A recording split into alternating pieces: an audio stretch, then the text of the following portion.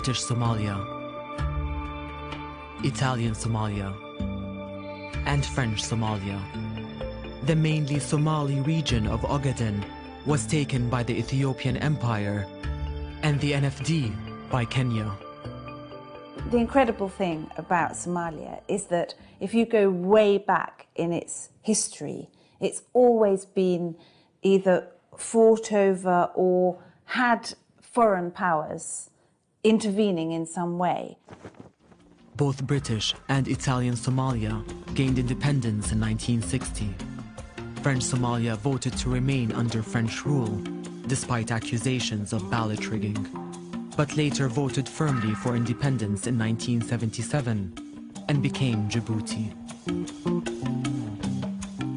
The former British and Italian territories immediately united, forming Greater Somalia on the 1st of January